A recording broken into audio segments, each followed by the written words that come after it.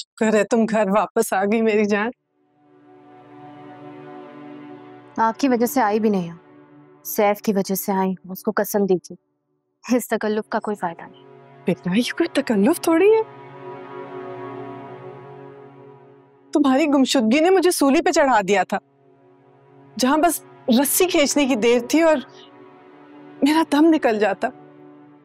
क्या फर्क पड़ता है? जब अब्बू के होने या ना होने से कोई फर्क नहीं पड़ा, तो मेरे ना होने या होने से क्या फर्क पड़ता है? फर्क पड़ता है।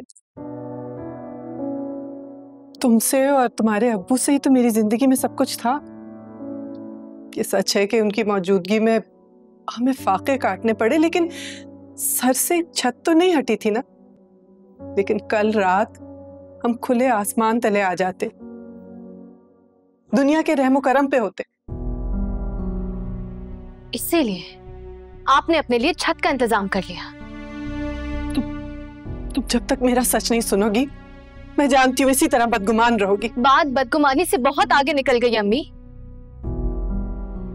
माएं बड़ी आसानी से बेटियों को घर से रुखसत कर देती हैं, लेकिन माएं बेटियों के दिल से कभी रुखसत नहीं होती। उनकी जड़ें हमेशा होती हैं बेटियों के दिल में। आपने सिर्फ निकाह नहीं किया है, आपने जड़ें काट दी है मेरी।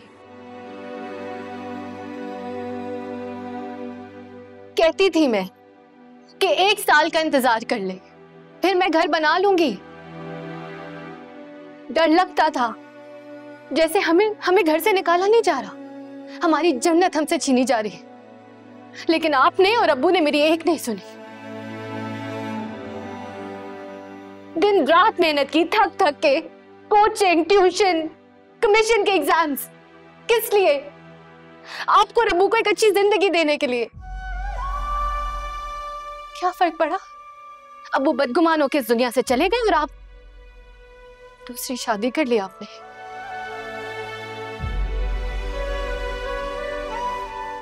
लेकिन अब मुझे बिल्कुल समझ आता है कि ताई अम्मी का और उमायमा का शुरू से हमारे साथ रवैया इतना बुरा क्यों है।